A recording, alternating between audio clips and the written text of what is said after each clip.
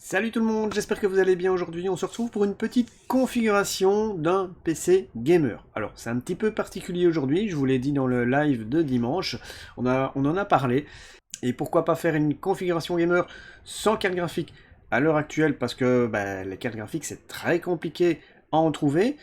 Néanmoins, il y a moyen de se faire un petit PC gamer qui va pouvoir fonctionner avec un très bon processeur, mais que vous allez pouvoir rajouter une carte graphique dès lors que vous allez en trouver une sur l'un ou l'autre site à peut-être des prix assez élevés ou des prix corrects suivant le site que vous allez l'acheter.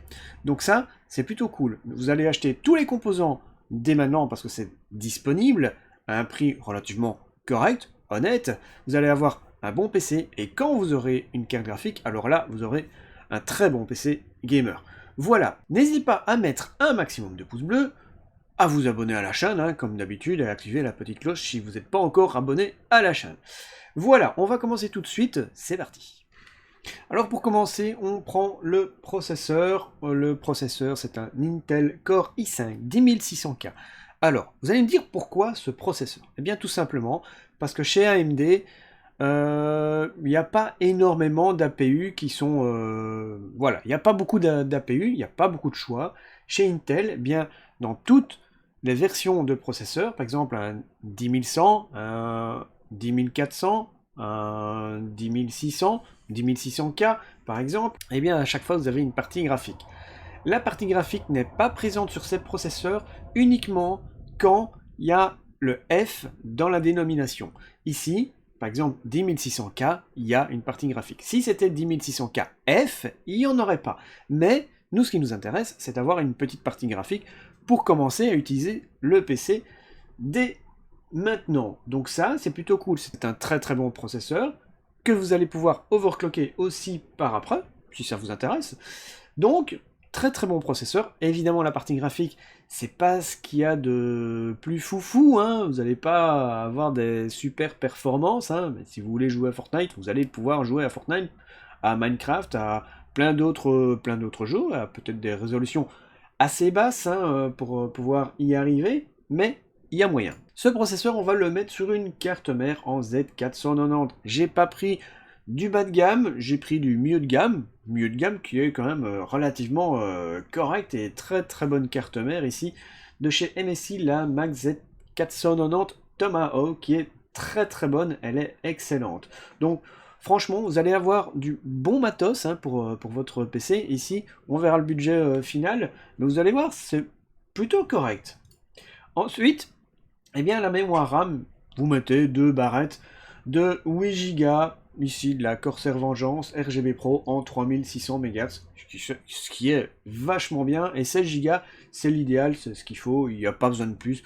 32 Go, vous pourriez mettre 32 Go si vous faites du montage vidéo ou des choses comme ça. Si vous faites que du gaming, 16 Go, ça suffit largement.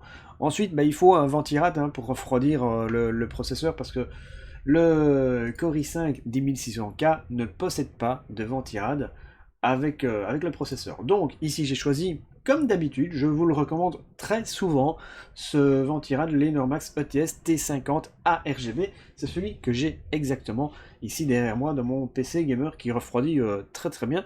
Si vous n'avez pas vu la vidéo, vous avez la vidéo, je vous la mets ici quelque part en haut. Comme ça vous pouvez aller la voir. Allez voir le test et franchement, il est nickel. C'est un très très bon ventirad. Ensuite, il vous faut un petit SSD. Pourquoi pas un SSD en M.2 de 500 Go. Ça suffit largement pour commencer. Vous pourrez rajouter par après, si vous voulez, un disque dur classique ou même un autre SSD. Mais ici, 500 Go pour commencer, ça suffit largement. Moi, j'ai un SSD M.2 de 500 Go dans mon PC gamer. J'ai le système d'exploitation d'installer, mais j'ai encore plusieurs jeux d'installer dessus et j'ai encore de la place. Donc, il y a moyen de faire avec 500 Go.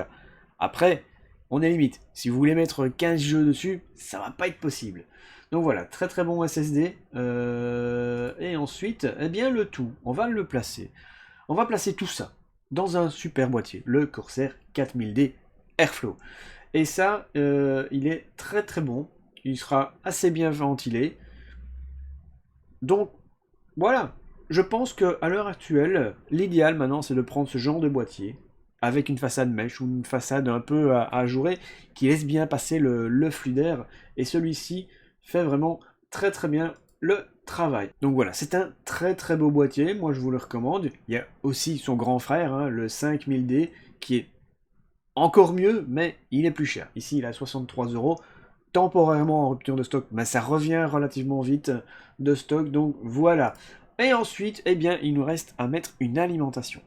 Ici, j'ai choisi une alimentation de 750 watts. Certains vont peut-être me dire, cette alimentation est un peu grosse, 750 watts, il n'y a pas besoin de mettre 750 watts. Alors oui, c'est vrai, on pourrait mettre 550 watts, 600, 650 watts, ça suffirait largement pour ce que vous avez, surtout qu'il n'y a qu'un processeur. Mais attention, vous allez mettre une carte graphique, mais vous ne savez pas quelle carte graphique vous allez mettre dans votre config. Donc, si vous mettez une 1660 Super, pas de problème, une 600 watts suffit largement.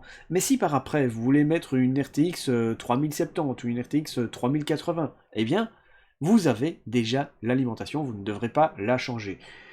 L'alimentation, je dis toujours qu'il faut pas négliger l'alimentation, prenez toujours mieux, plus que ce que vous avez besoin, parce que par après, si dans 3 ans, vous voulez changer quelques composants, et prendre des composants qui demandent un petit peu plus de puissance, eh bien vous aurez déjà l'alimentation qui est en place dans votre boîtier. Voilà, c'est très important, il faut une bonne alimentation. Bon, évidemment, il ne faut pas aller dans l'extrême, dans les 1000, 1200, 1600 watts, ça ne sert à rien. Mais prenez un truc un petit peu plus puissant que ce que vous avez besoin. Voilà pour cette config.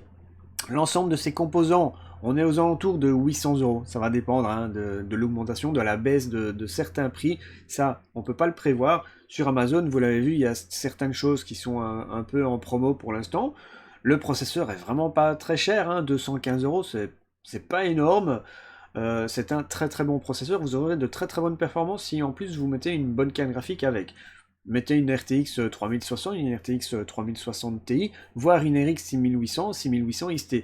Et là, ça serait vraiment génial, vous aurez un super PC. D'ailleurs, si vous voulez une non, pas une RTX, mais une RX 6800 ou 6800 XT, allez sur le site d'AMD, n'achetez pas sur les sites des revendeurs une RX 6800, parce que là, vous allez la payer 1200, 1300 € minimum, alors que sur le site d'AMD, eh bien, c'est affiché à plus ou moins 560 €. Voilà, vous voyez la différence, elle est énorme. Donc, voilà, faites très attention. C'est un petit conseil que je vous donne. Évidemment, sur le site d'AMD, ça arrive qu'une seule fois par semaine, hein, le jeudi en général. Il faut, il faut être présent au bon moment. Mais, voilà, il y en a chaque semaine qui arrivent et ben, il faut arriver à les choper. Voilà pour cette petite configuration qui est un petit peu différente de d'habitude, hein, vu qu'il n'y a pas de carte graphique. Mais à l'heure actuelle où c'est très compliqué de trouver une carte graphique, déjà, même à un prix élevé, c'est déjà compliqué d'en avoir de stock.